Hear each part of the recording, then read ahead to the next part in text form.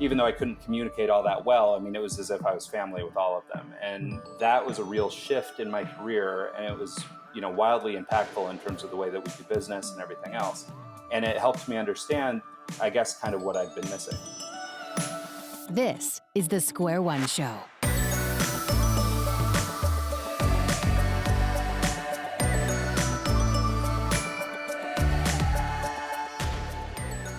Today, we want to introduce you to Ryan Roghaar. He's a serial entrepreneur, award-winning creative director, podcaster, author, and business owner specializing in building end-to-end authentic relationships for his clients. We had a great conversation, and we really think you're going to find this engaging. Just hearing his stories, his thoughts on what's most important and why. Here's our interview with Ryan. Hey, Ryan, how are you? Oh, I am so good. How are you guys today? I am good. Good, I have my good. husband Dave here with me as well. Hello. Hey, Excellent. Nice Dave. meeting you all. Yeah, definitely. So, Ryan, you're in Salt Lake City, is that correct? Yep, that's correct. I'm based in Salt Lake City, and then I split my time with our remote office in Barcelona, Spain. So I spend a lot of time in Spain, and then I'm here the rest of the time. Nice. That sounds terrible. Yeah, it's pretty That's rough. amazing. Yeah. Are you doing that like in the middle of winter or because it gets a No, little, I wish it was so yeah, scheduled. It's really just when work calls and there's reason to head over there. right. But so it's kind of all times of the year. Very But cool. their winters aren't as harsh as they are here in Utah. So I much Right. appreciate the weather over there. Yeah, definitely. So, yeah, well, so give us a little bit of a background on what exactly you're the CEO and founder of a couple companies, but I think your main one is it R2 Yeah. MG? So, what exactly is that and what do you guys do? Yeah, so R2 is a graphic design marketing company, creative firm. We do web design, graphic design, photography, marketing, digital marketing, all that good stuff. And basically, we do it from our central location here in Salt Lake City. And then we also work, as I mentioned, over in Spain. So we have a small office over in Spain. And so, but yeah, we work for a number of big multinational and global clients doing graphic design and different things like that, advertising, marketing, that sort of thing. And then, yeah, so that's kind of it. Awesome. So, when you're growing, are you from Salt Lake City originally? No, I'm from Pocatello, Idaho, which is Okay. it's 2 hours north of Salt Lake. So I've basically been in Okay. Idaho most of my life. We moved to Salt Lake 6 years ago. Okay. I took a job at an ad agency. So my business has always been sort of a side hustle. Well, until recent years, it's been sort of Right. the side hustle or the freelance biz that I was doing on the side. Hmm. While I worked for different groups. And for the longest time, I was calling myself a creative agency, but in Pocatello, Idaho, there's very few Right. of them. There was Yeah. one. What's And that? Yeah. so needless to Right. say, I had very little experience in agency despite calling myself one. Right. So about I guess it's been closer to 8 years ago now, I sent out just a bulk email to all the agencies I could come up with in Boise, Idaho, and Salt Lake City, just because those are the two biggest markets near me, Mhm. and just basically offered a month of my design time for free in exchange for the opportunity to be a fly on the wall somewhere and just learn a little bit about the agency business. Ah, And so, of all the people I reached out to, there's maybe 25 or 30 different agencies. We had one bite. It's an agency called Thomas Arts here in Salt Lake City, and well, actually in Farmington, Utah, but it's a suburb of Salt Lake. mhm. And they were open to the idea, so I came down. I worked with them for a month, and then at the end of my month, we sort of parted ways. And stayed in touch, though. We had a really good experience and built up kind of a nice rapport. And 2 years later, they called me up, said, "Hey, we've got a creative director spot that we need to fill. Would you be interested in coming down?" And at the time, I was freelancing, but we just had a new baby, and it was time to hulk up a little bit on the income. And so they gave me a great opportunity, and we moved to Salt Lake. Hmm. That's awesome. But now you're working on your own company, right? Yep, that's So correct. at what point did you decide to break away from that and decide that, okay, I don't want to be working for anyone else. I want to be working for myself. What did that transition look like? Well, so there's been a number of iterations of this. It's come and gone, but basically, right out of college, I was working for a New York Times bestselling publisher who happened to be in Pocatello, and Hmm. I worked for them as a graphic designer. But I also ran his mail order business and all this other stuff, and developed a lot of skills around marketing and advertising that were sort of outside of my typical design wheelhouse because my trade is, or my expertise is graphic design, or that's my background anyway.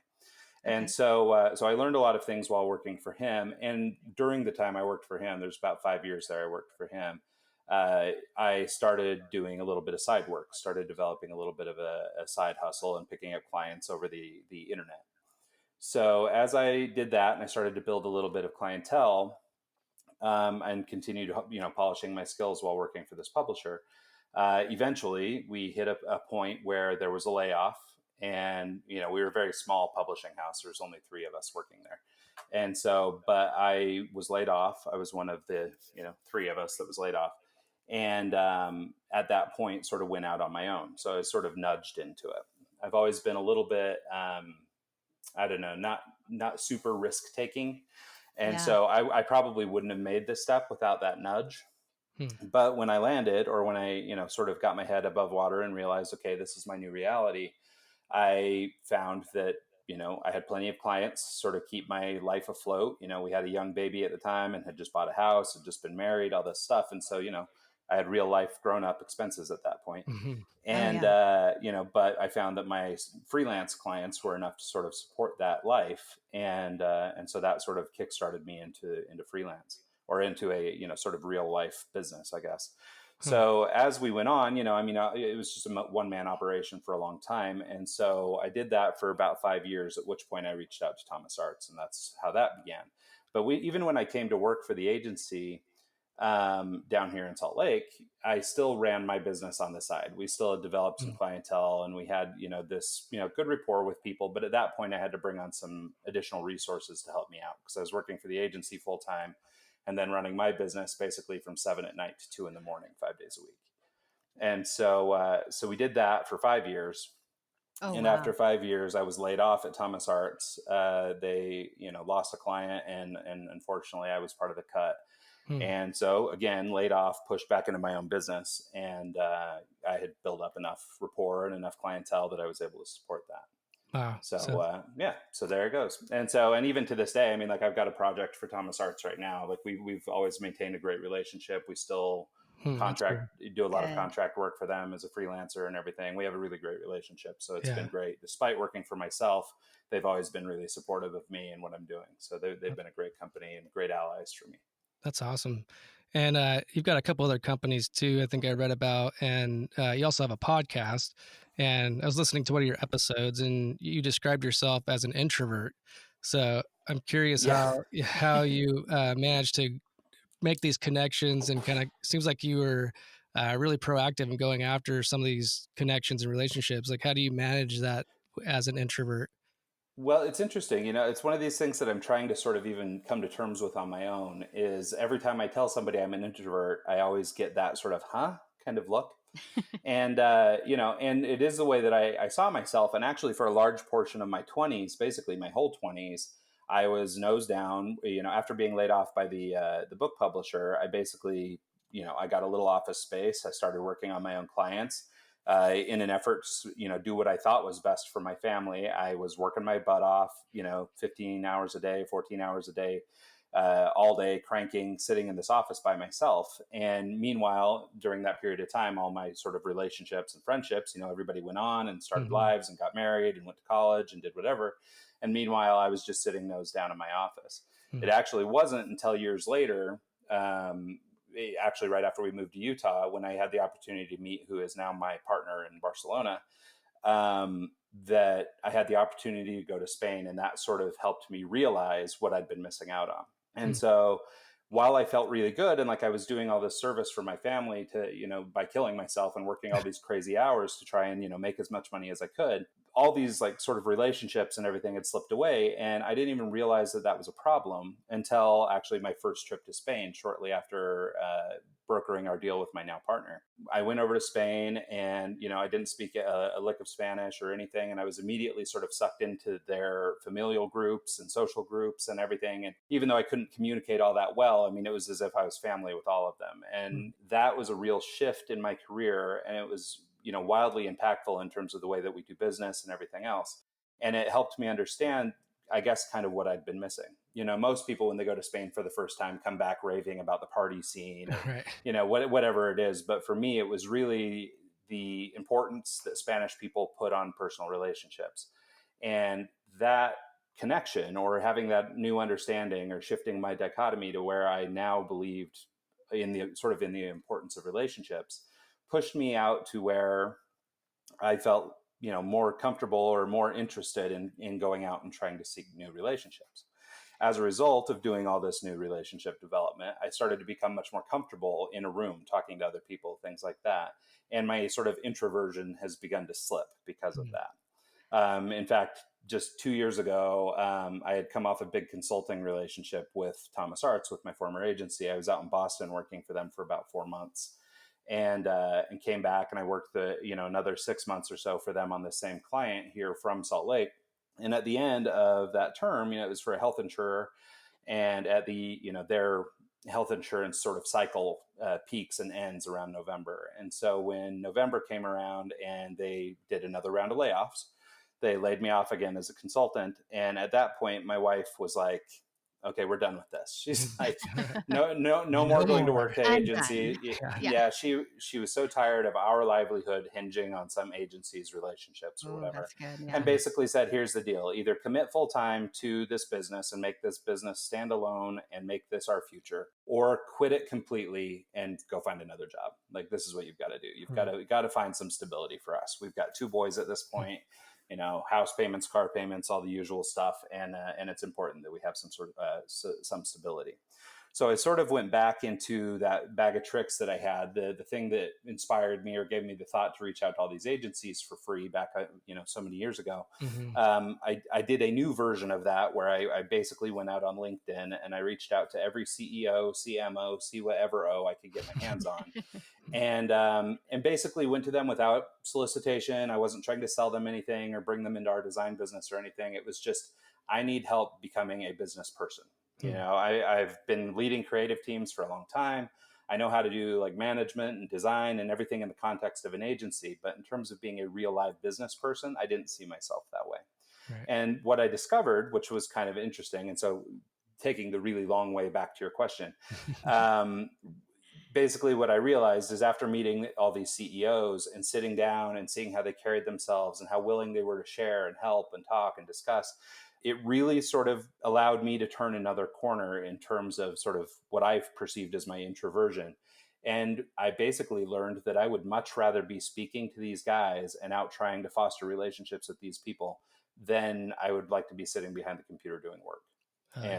And so it was a big shift for me, because up to that point, my entire career had been sitting behind the computer working on design projects. Right. And all of a sudden, just two years ago and some change at that point, it became clear to me that actually what I really want to do is get out and build relationships. And so while I still sort of see myself as a insecure introvert, I definitely get accused of lying on that front a lot now. So, but do you think that maybe it was more insecurity than introversion? Because it sounds like maybe it was more of a fear of that you didn't have what it took, or you weren't at that level that they were at. But then as you got to know them in relationship, you start to see, well, they're just like me. They have the same issues that we have. Yeah, I think there's definitely something to that. It's not real uncommon for designer types to be a little bit introverted and like to sit behind their computer and do their work and just kind of crank away.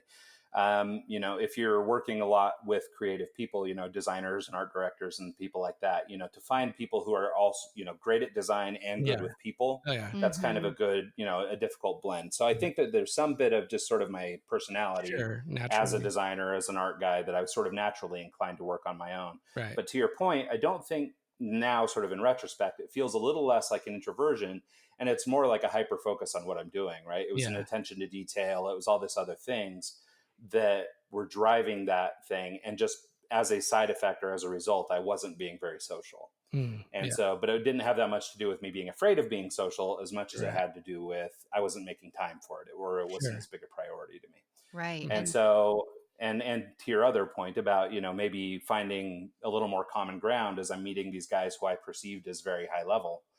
And not to say that they're not, but I mean, definitely they, are also just human beings, and we're all kind of the same, and we all have our own struggles, and I might have things they don't have and vice versa, and it did kind of level the playing field. It made it much easier for me as an aspiring business person to stop keeping these guys up on like a pedestal and rather see them as peers that we could work together and learn from. Yeah. So I want to dive back, kind of go back a little bit. You talked about the importance of relationships and you went to Spain and that totally changed your mindset of what that looks like.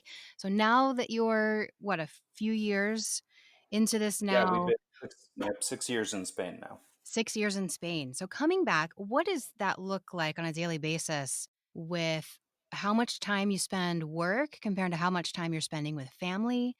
And how do you find that balance? What does that balance look like for you? It's funny. I was just talking to my wife about this morning. You guys had sent over some notes that one of the things you wanted to talk about a little bit was this balance and how that works. And I was putting a little thought to it, and I was trying to decide, do I get anywhere near achieving this work-life balance? Obviously, a version of me in the past when I was working in agency 8 to 5, and then my business 7 to 2 in the morning, didn't allow a lot of time for family. Now, we still traveled on the weekends. We still did things together and everything. And I worked from home largely. So I was around, but, obviously I was busy and it Yeah. wasn't maybe as balanced as you would hope for.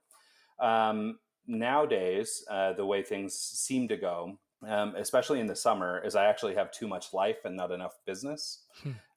So, I don't know if I kind of ebb and flow a little bit, and that's how I cope with it. But I think striking that balance is a really difficult thing to do, because it really depends what your balance is. For me, I when I go to work, I don't feel like I'm working. I really enjoy what I'm doing, and it's the type of thing that I really, I don't know, sort of, for me, it's not a stretch or it's not difficult to do this. So I'm not feeling the burden of somebody that maybe has to go work at a factory or do a job that they hate or whatever it is. And so I guess for that, I'm grateful, but it does make it, I guess, kind of blurry to see where the work and the life part is. Now, I definitely, and maybe it's just age, and I definitely am having more thoughts about legacy and my kids growing up and stuff like that than I did even 5 years ago, which I assume is just me getting old. But I think that maturity or whatever is allowing me to balance out a lot more than I used to. And so, but I don't know if I would have gotten to this stage of balance if I hadn't sort of grounded out first. Right. Yeah. Yeah. And I think that's interesting. You're talking about not having enough work almost. And it's just interesting because a lot of people, I think a lot of our listeners and a lot of people today, their aspirations are less work and more play. And yet we find a lot of purpose in work, or we can. And I think maybe the difference is it's not purposeless work, but if we have purpose in our work, like you said, it doesn't feel like work. So I don't think the goal should necessarily be to avoid work. It's finding purpose. And for you, it sounds like once you found that purpose is in the relationships and developing those, you even said that's what helped you with your overcoming your introversion and some of those insecurities. So I think, Yeah, no, it's so true. And right after coming back from Spain the first time, we immediately started putting on our website that we're in the relationship business. yeah. It took me about 3 or 4 years to really understand what that even meant. But Yeah. I started tiptoeing around that idea, right? Like I could recognize the fact that, advertising or marketing and design and all the services that we provide are, aspects of relationship development. Right. None of those things work without good customer relationships, but they also don't work without end user relationships. Like we sort of look at the spectrum, from top management inside a company all the way down to end user, and sort of look at all the different relationships along the way. And as I said, in terms of trying to figure out what this idea of being in the relationship business even means, and in hopes of trying to be able to articulate it, that's one of the things that we sort of landed on, was this idea that relationships are basically the fuel that drives the machine. We may not always think about it, but it's how an end user perceives your business, or it's the relationship that you have with your employees, for example, or anywhere in between, from literally top management to end consumer. There are these little relationships, and any sticking points along the way can cause issues. And so we always use the example. We had a client who came to us and they were like, "Hey man, we need a new website. This is our thing. We need a new website." And back in those days, I was quick to just take whatever project came along. So I didn't get real heavy into why they needed a new website. We just were like, "Sure thing, let's do it." And so we built out this new website for them. It was basically an e-commerce platform. We built this thing out, looked great, it functioned awesome. It did all the things they wanted it to do. Well, they started operating this website. It ran for a few months, and God, there just was no bump in sales. There's no bump in anything. Like nothing got any better. And then, come to realize or come to find out much later, but there was an issue where some of the customer service reps didn't like their internal manager. So Oh. even though our site was building more leads and generating more, driving more traffic to them, those front end guys were having such a bad relationship with their supervisor or their internal person Right. that they just weren't passing them along. Hmm. They were just giving 50% effort instead of 100% effort or 80% effort. Right. And so so we were kind of hamstrung because here we are, we've done this website, we assure them it's going to work, it's going to do all this great stuff, and then something inside was actually the problem. And so now we have shifted our language a little bit, and we try to identify some of these kinds of problems early on. It's difficult to find them. Obviously, it requires a certain amount of transparency within a company to Oh, get yeah. there. But we're much more critical of the why do you want a new website kind of question, because we may have been able to derive or at least hypothesize some kind of theory that would have led us to say, well, this isn't a website problem, this is a something else problem. Right. Had we asked the right questions. And so now we do that. And so, but at its core, those are relationships and how they're negatively or positively affecting the outcomes. Right. And in some ways, I imagine since you're focusing on the relationships, that's actually probably more work in some ways.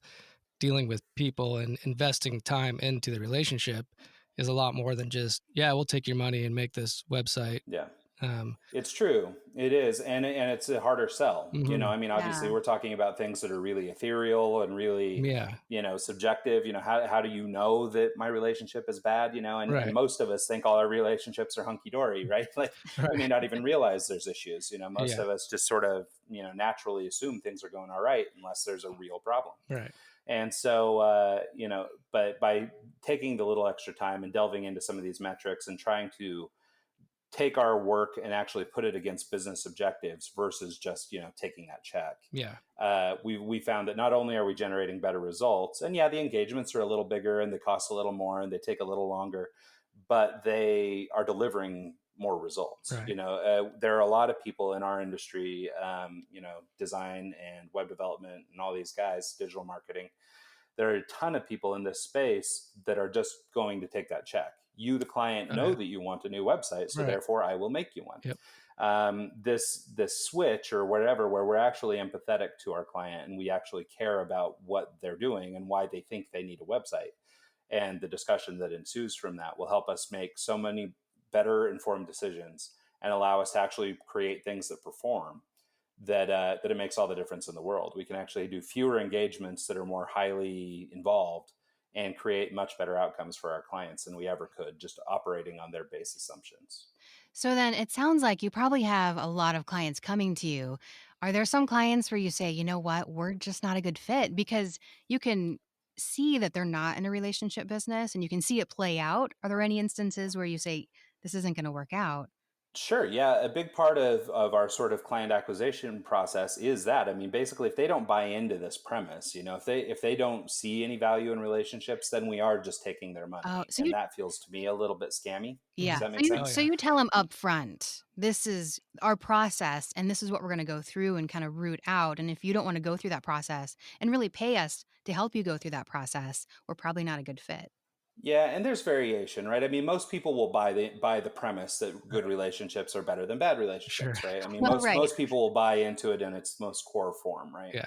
And these big year-long engagements where we go in and we do focus groups and studies and all these things, like that version of our engagement, we don't do a ton of those. Those require big, high-level companies, lots of money and lots of time and investment. And so that's, I mean, we still have to keep the lights on around the house. So we do take other projects. But in terms of the type of people we work with, we generally interview our clients up front. So we sit down and sort of just do a little bit of a chemistry test, make sure we feel good, make sure they at least will go with us on our philosophy, even if they don't fully buy in, or even if they don't want to do, a full heavy level engagement. At least they understand where we're coming from and the lens we're perceiving things through, so that as we make choices and we make decisions, they, I guess, have some background on why we're choosing what we're choosing.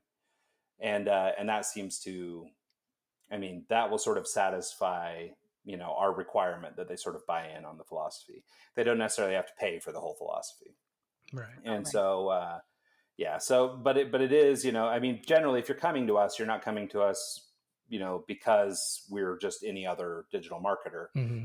the idea is that you've, at least on some level agreed with this premise that we can develop better relationships. And by doing so, you'll do better in business. Yeah. And so, and it's funny because it seems very, very rudimentary or like the most obvious thing in the world, but it is a departure in this space or in this industry, that not everybody's thinking that way. A Sure. lot of people are more tactical. They're like, hey, we build banner ads, so therefore I want to sell you banner ads. Right. Right. That kind of thing. And a lot of people don't spend a lot of time doing this consultative bit of the business where we actually try and work on it. And we will commonly talk people out of what they come to us for. Yeah. They'll come to us and say, hey, I need a new logo. And then we'll get into, well, why do you need a new logo? What makes you think you need a new logo? Well, business isn't going that good. We, Nike just came out with a new cool whatever, and we want to be cool like Nike, or whatever. And but that's not a good reason to do a new logo. I mean, like, Right. we've got to sort of drill down into these topics. And so we'll have these longer form discussions before we actually put pen to paper, Yeah. and try and, make sure we're not selling them something they don't need. Just about everybody could leverage more marketing or more advertising or more Right. whatever. Oh, yeah.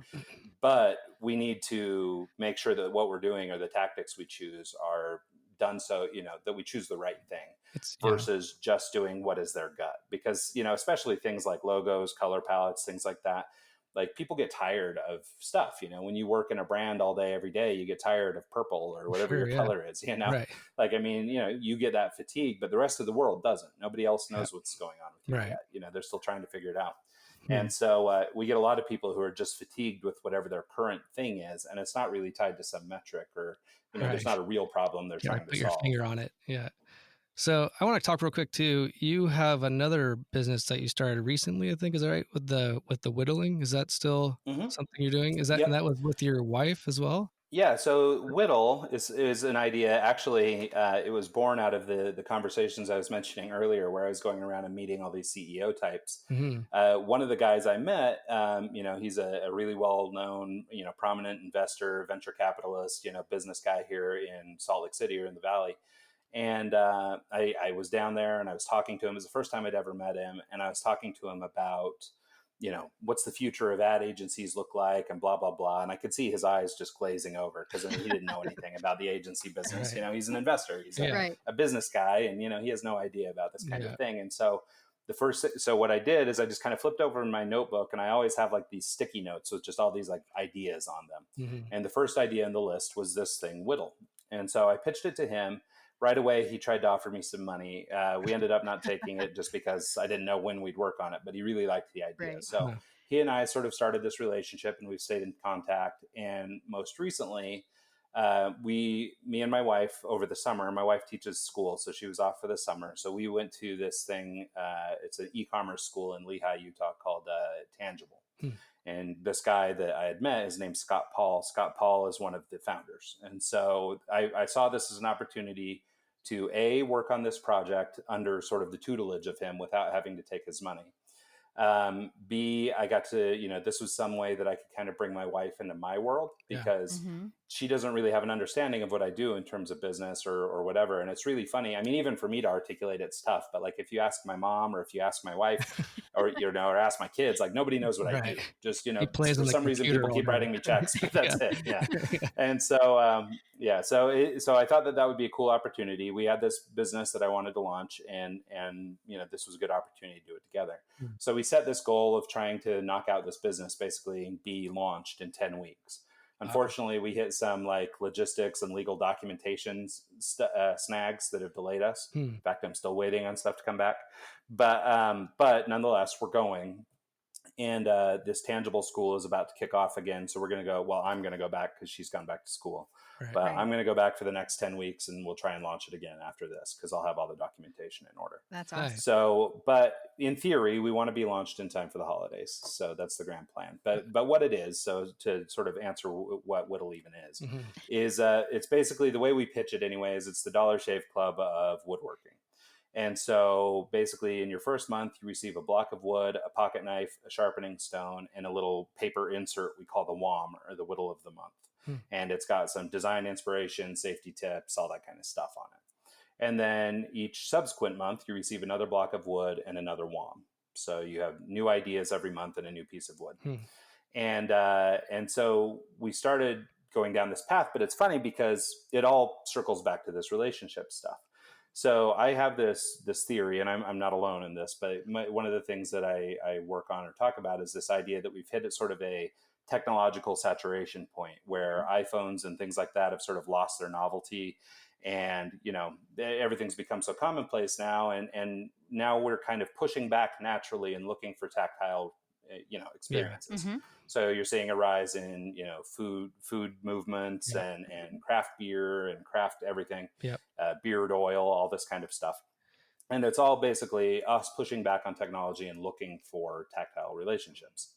And so back to the relationship idea, my thought, or my theory behind Whittle, is basically we need to step away from technology and re-engage in relationships, not just with other people like a traditional relationship, Mhm. but also with ourselves, and also with things, like a relationship with this block of wood in this case. Yeah. And so, and the idea is that you get to experience the satisfaction of having done something with your hands. You get to sit on your porch and whittle away for hours and spend that time with yourself and your own thoughts. And you do all that without your cell phone. Basically, technology offered us kind of the promise of greater human relationship. Like, basically, that's the allure to Twitter and social media and stuff like that, is getting more and more human relationship. Mhm. But the problem is it sort of misses the mark. It doesn't really deliver on that idea.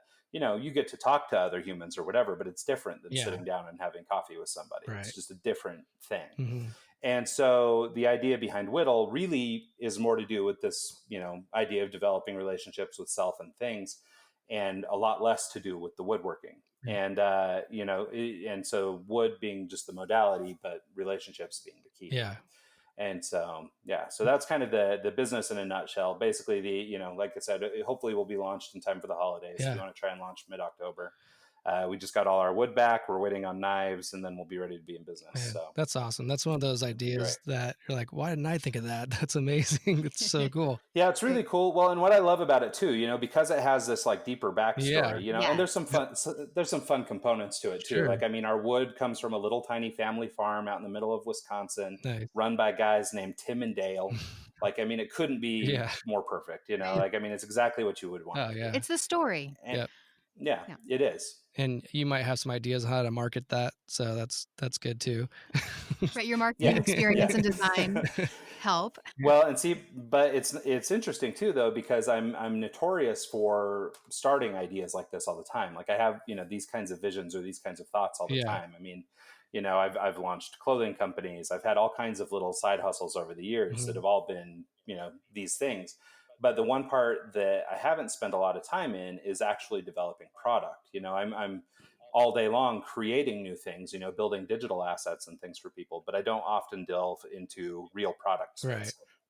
Where we had to source materials, produce materials, we'll have to pack and ship, we'll have to do all this. So it's kind of an exciting adventure for me, because it's a little bit of, for me too, it's, a tactile thing. Yeah. It's taking me out of my computer into a wood shop. Yeah. It's a physical product that you have that you can. Yeah. Well, and what I love about it too is, because of this relationship backstory, and because I think that's important, and woodworking just being the modality, this gives us a lot of range to blow out other ideas, like, I don't know, painting kits or sculpting kits or whatever, any of these things that sort of allow you to break away from technology. Yep. And even in like our whittling crowd, we've had a lot of people talking to us. We've been doing a lot of surveying and things like that. And we recently were talking to just some parents who were really interested in just ways to get their kids off of their cell phones. I mean, they're little kids now, and everybody is on an iPhone or whatever. Yeah. And so one of the ideas we've come up with is putting together a kit for little kids that's basically a soap block and a plastic knife instead of I was going to say, give him a knife. Block of wood and a real knife. Yeah. Get off the phone. Here's a knife. Well, that was the thing. Parents were asking me about this, and I've got a little trepidation around it, mailing knives to 6-year-olds or whatever. Right. And so, but that was one of the ideas that we came up with, is maybe we send out blocks of soap. Yeah, and, that's great. Plastic knives. They could do the same sort of exercise, but they do it in a safe way. There's also some, really interesting things that have emerged in our research too. Like, for example, there's a group of green woodworkers. And these guys are like hipster types, late 20s to early 40s kind of people. Yeah. And all they want to do is carve wood that hasn't been kilned yet. So it's not completely dried out. It's still green. Yeah. And And so, but I mean, we're in a Facebook group of 60,000 of them, Wow. and it's like, who knew that that was even a Yeah. That thing? there's And that's, 60,000 and, people who and like to that's whittle one, Yeah. green wood. That's awesome. in just this one group. Who Huh. Yeah, knew? I mean, it's insane. And yeah, and there's a million different aspects of this. Right. There's the wood carvers, there's the guys that do canes, there's the guys that do little figurines, there's the guys, Mm. and there's Right. whole subsections around each one of them. Yeah.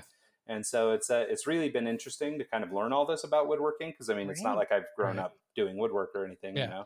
and so it's been kind of an interesting journey. So we're having a lot of fun with it, and like I said, hopefully we'll have it ready to go mid-October. Yeah. And how is that working with your wife? Is the communication and relationship there strong, or do you find that you're learning more about each other and trying to communicate in different ways? Well, it's interesting what it did to sort of our sort of normal operation. We met each other in high school. We've been married since we were like 24. Now we're knocking on the door of 40. Mm. So we've known each other a long time. We've been through a lot of these sort of ups and downs in business and all this stuff, and we've always sort of managed and worked to have totally separate lives. She was school teaching. I was always doing my thing, and we just, our roads don't cross paths very often. Right. And so, and then just we come home and meet in the middle, and then we have kids and family and stuff to sort of have that sort of central bond, I Yeah. guess. But what happened with this is we had this realization, like I had no idea how far removed she was from things that are pretty commonplace to me now. And so for her, she was stressing a lot because she was learning a lot of new stuff that she had no idea. She's always been the person who bought the product, not the person who made the product. Right. So she didn't really understand all that goes into, I mean, and really for most people, they probably don't realize how much thought and how much planning and how much everything else go into a product Oh, launch. yeah. She just had no Mhm. idea. And so I felt much more comfortable in that space because these are people that I talk to all the time, whether I'm trying to sell them services or develop a relationship with them. And, so for me, it wasn't that scary, but I didn't realize just how scary it was going to be for my wife or how difficult it was going to Right. be for her. Just because it's totally foreign land, it's Yeah. totally a different Higher thing. So learning it curve. did give us, Yeah. yeah. So, I mean, it did lead to, a few little skirmishes and things like that, mostly because she was stressed out and I was trying to say, hey man, just relax, go with the flow. But, Which doesn't work when you but tell she someone to couldn't, relax no, Yeah. yeah, when it you're never anxious. works. Yeah. And yeah, never works. No. And so that was, the worst of it was a little bit of that. But she's supremely organized. She's, a great like taskmaster, put stuff on a to-do list, get things done kind of person. I am a super aloof creative, and I'm all over the place all the time. And so we actually have really complementary skill sets that Yeah. I think, sort of helped us in this thing. And it's unfortunate she can't spend more time on it now, Right. because I would like to launch this with her, but we'll drag our oldest boy is 12. So we'll drag him down There you and have go. him chopping wood blocks before long. Yeah. And we'll try and turn it into a little bit of a family operation. Yeah. So, Yeah. which is cool and unique and different from basically every other operation I've ever delved into, which Right. have always been sort of solo shows. Yeah. That's cool. It'll be interesting to So, see how yeah. that comes out. So, just looking into the future, Ryan, where do you kind of see you and your family? Where would you like to put yourself in the future? Kind of things that you're going to be doing? Obviously, doing the Whittle work and more advertising and design, Yep. but is there something that you are looking at in the future that think, I still want to go after this? Well, I think, I mean, there are a lot of things and it changes by the day. So this is a hard question to Sure. answer. For somebody like me, I've got this laundry list of stuff Right. and I spend all day, like, each day is a new future for me. Hmm. But largely, the idea is to continue to grow R2. So continue to build the agency, develop better, high quality relationships with our clients that are meaningful and impactful. And, by doing so, that becomes something that's really rewarding to me and to those that work with us. So that's kind of the goal on the R2 front. Although I do intend to be doing less of the work myself, Hmm. start Right. moving out and try and, augment my position and the work that I do in the company with other people. Yeah. With the express purpose of allowing me to have more time to work on other things like Whittle Yeah. and, this other laundry list of things I've got. I'm also, the reason we were interested in doing a podcast is, in addition to our show, I'm trying to do more on sort of the personal branding front, things that are sort of related to just me as an individual. I'm doing a lot of writing and a lot of things like that lately. I anticipate doing more sort of content creation and developing a little bit of a probably consultative practice on top of all this stuff Hmm. that will sort of be a big part of my future going forward and allow me the freedom to, ultimately I'd like to be spending, half my year maybe in Spain. Yeah.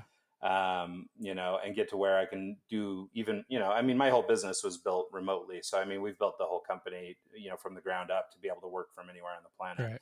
So I can handle my work from Spain, and I'd like to get over there. Of course, I've probably got to wait until the kids get out of school or something, or Right. are off to college. Right. But that's okay. That'll give me a few building years, and we'll work on all that stuff. So there's sort of that three phase attack. There's the agency, there's personal branding, and then there's sort of any other projects I'm working on. So the podcast is one of those, and with our podcast, we're looking to right now we're in the process of launching our podcast network. So we're going to start, launching several shows out of our studio, some other things like that. So we're looking to sort of grow that presence as well. And then, the personal branding stuff, the writing, and, eventually we'll do a book or something else. Amazing. You've done so many different things. I think a lot of our listeners are sitting there in a desk job, 9 to 5 desk job, or driving to and from work and thinking, gosh, I'd like to start something. I'd like to do something, but I'm not sure how. I don't know where to start. What advice would you give them? Well, this is a really interesting subject, and it's actually something we put kind of a lot of thought to because, for example, as I mean, I'm guilty of this, and so are probably many of your listeners, if that's sort of where they're at. We get online and we watch the Gary V's or the Tony Robbins or the whomever, and we look for business advice and we try and learn whatever we can from them. And I'm having a really hard time articulating it or pinning it down, but there's some step in between that we're all missing. So we're hearing the advice, but being able to act on it seems impossible. Yep. And, I mean, they make it sound so easy, Right. right? Oh, just produce 25 pieces of content a day That's and, easy. go out and start public speaking and blah, blah, blah, Yeah. of course, Yeah. right? I mean, obviously those are the things, but that the ability to actually take that step and move into it is really hard. And so like right now, at least in the podcasting sphere, we're developing what we're calling, our show is called Eggs. And so we're developing the Eggs Podcast Academy. And basically it's kind of a educational program for this. And one of the things that I'm spending a lot of time, studying up on and trying to explore is how do we communicate these skills? How do we share these skills and actually allow people to do them? Because it is one thing to be told, but it's totally another thing to be able to move forward and Right. actually make Practical it happen. steps. Well, and that was one of the struggles, just to bring it back to like the Whittle experience and working with my wife on that stuff. I told her things that we should be doing. And so my inclination is, oh, well, she's a very She'll just capable do it. woman. She could go out and do whatever. Yeah. She'll just do it. But then, I would find that she was having trouble moving on it, which is very uncharacteristic for her because she's such a go-getter. But, but that's what sort of made this start clicking with me, that I was like, okay, there's something, and I don't know what it is. It's an intangible something. I suspect it's probably based in fear or something like that. That it's really difficult to make those moves if you've never made them before. It's like you almost need someone, to hop on their back and have them carry you through something. Training wheels or in order for you to understand it. And I was even talking to the guys that run this tangible school, this e-commerce academy that I was going to with our Whittle product, because they're doing a lot of this stuff. They're trying to train people on how to launch e-commerce businesses. And I found that the sessions that I was at with them, where a person, for example, they did a session on like pay-per-click marketing, and and we do this in our business. So I mean, I understand this, but to sit down and do it for my own product is still different. And so they had whoever it was that came in and spoke that day. But that guy got online and everybody logged in on their computers and everybody did those couple things together. And we all walked through these steps together. And then like, I was totally prepared to go do that for my business. Yeah. Where in other classes, I had people tell me their experience or explain to me what they'd done to make their business successful. And yet I could take almost no action against their advice. And so anyway, so we're working on that a lot. So it's really difficult for me to give advice on how to actually make stuff like that happen. I think the biggest thing is, some of it, as much as we go out and we look for somebody to inspire us or whatever, it kind of has to come from within. Yep. So we're all looking for cheat sheets and we're all looking for easier ways to, do something. Oh, I want to have a personal brand, yet I don't want to be on camera. Or I have, internally, there's some stuff that you have to fight through. And no matter how much Gary Vee yells at you, you're not going to be able to, make, you're not going to be able to make that step or feel comfortable on camera just because he's shouting at you. Like, it's going to require a little bit of internal fortitude. So, maybe it's not a very satisfying answer, but I think that largely it's finding that something in yourself and pushing through it and sort of going, fighting against resistance. There's this guy, his name's Stephen Pressfield. He has Yeah. this book called the War of Yep. Art, or the Art of War of Art. Yeah.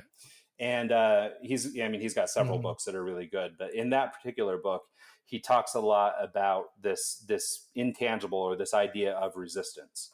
And I think that that's a really clever way, or an interesting way to sort of think about this, because you're holding yourself back, you're being held back by the expectations of others, you're being held back by whatever, but for some reason you're running into this resistance. And so I think if you can sort of acknowledge that and understand that there is this resistance, but you can easily just sidestep it, that might sort of help people to overcome that, because it really does come from within. And like I said, I mean, I'm not, even to this day, like I'm not a wild risk taker. Most of this stuff, even like the startup businesses and things that I start looking into, like, I've never just quit a job and jumped off a cliff for an idea. You know what I mean? Like I'm not that guy. Now those guys exist, but I'm not that guy. And so for me, I've always baby stepped, and fortunately and unfortunately, I've not experienced a lot of damage either. Like I didn't give up everything for something and then lose everything, but I've probably not moved as quickly as I could if I had been a little bit more of a gambler. Right. And so I think, there's that balance, and understanding that balance. But I think also just understanding that there is no magic bullet, there is no anything. You just actually have to go out and do something. And, like I said earlier about sort of not having a clear path, or being, you're able to hear something but not convert it into something actionable. We kind of have to stop looking out to everybody else and stop and listen to our own gut, because usually we kind of know what the answer is. We just have to do it. And, like for example, with me in this personal branding experiment, up to 2 years ago, remember, I'm Mr. Introvert. So this idea of putting myself out there and being on camera and writing and being on podcasts or whatever, like this is a totally different world. Like I'm not like the fame guy, and so I'm not looking for that kind of attention. I don't like to be the center of attention, generally speaking. And so, so this is a challenge, but I recognize that if I'm supposed to develop my business, I'm supposed to have some sort of consultative life down the road.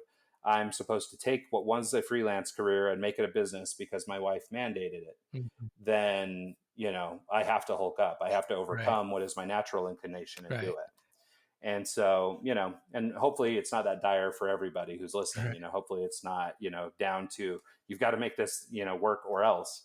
But sometimes that little added pressure, whether it's something you can self-impose or whether it's put against something real, is kind of what you need to be able to push forward. The resistance. I love that. Dave and I were out for a walk this morning, and we were talking about, we're interviewing the square ones, the ones who just don't seem to fit in that round peg. The square pegs in the round hole. The square pegs in the round hole. I still can't get that right. But I think you perfectly fit what that is. You kind of challenge the status quo, you ask questions, you take action, and there's no particular formula. That's what we were saying. There's no formula for that kind of stuff. You just kind of step into it, like you were saying, and you figure it out. Ahead. And yeah. Well, and I imagine for some people, they, maybe, going down the straight path, getting an education. Like for my wife, for example, she's very A-type, very driven. She went to school to become a teacher. She became a teacher, like she went down a very linear path. Mine is like this insane meandering, that eventually tends to manifest in, us getting so hopefully. But it requires all this weird stuff. Yeah. I mean, basically I've come up with this phrase, and it's not very eloquent, but I have to tell myself this, usually once or twice a day, that basically it took all the decisions I've made to this point to arrive at where I am at this moment. So, because a lot of times, especially if you get caught up with the YouTube crowd or whatever, and you're trying to keep up with the Gary V's or the Tony Robbins types, you can sometimes end up putting yourself down or feeling bad about your state in life because it doesn't feel like you've accomplished anything. I mean, look at this guy. He's so successful, and so I've had to resort to using this phrase, we had a woman on our podcast the other day. She's 26 years old. She's creative director, art director, woman of many hats in the advertising and design business. But like in our conversation, she was sort of solving a lot of the life truths that I've just been working on in the last year or two. And immediately I was thinking, oh my God, like I should have solved all this stuff 20 years ago. Like I'm so behind the curve. Like, I mean, what am I doing? I'm such a failure, all this stuff. And then, I sort of think about this phrase and I go, okay, well, it took me every choice I've ever made to this point to arrive here to hear her story. And so there's no other way. There wasn't a shortcut. There wasn't a straight line. There wasn't anything. I had to do all this in order to meet her. And so, and by doing that, it gives me a little bit of solace and helps me not feel like I'm behind the curve or whatever. And that sort of seems to help. Yeah. Helps you sleep at night. That's the biggest thing, is trying not to compare ourselves to other people. It's so easy to compare. Yeah, and it's tough, especially nowadays with social media and Instagram, where it appears that everyone is always in Hawaii. I don't know why, but everybody's always on vacation, or they've all got yachts now. Like, I mean, it's the craziest world. I didn't realize people were so wealthy. But apparently, people are. And so when you sit and you spend a lot of time on social media, it's really easy to fall into those traps, especially as young people, who don't necessarily understand the economics of owning that yacht, and can, sort of roll their eyes and recognize it's not their boat. And eventually the truth will find you, right? There's so many people on Instagram, influencers, reading books on that and how it's a complete farce. It's like you're building this brand or business on a lie, and in the end, it's not worth. Well, it also. Well, yeah. I mean, what's it for? To what end? Exactly. That's what we always ask. And what is your definition of success? Because if you're just chasing that and the money and the status, you're going to be let down and empty every time. That's why I love what you're talking about, building these relationships and putting your energy and effort into that, because that is where you'll find some of that fulfillment. And that to me is more success than any kind of yacht or status or. Well, and generally speaking, I mean, not always, but I mean, a lot of times, the financial bit of success or whatever will come as a byproduct of building the relationships, right? I mean, you build these great quality relationships with people, and then they want to work with you, and then they want to do this and that, so it does sort of, yeah, I mean, to give it, just a quick example, like right now I'm coaching my oldest son's football team. And we've got, these 12-year-old kids, and, they're, I mean, hormonal. They just started 7th grade. They're all going crazy right now.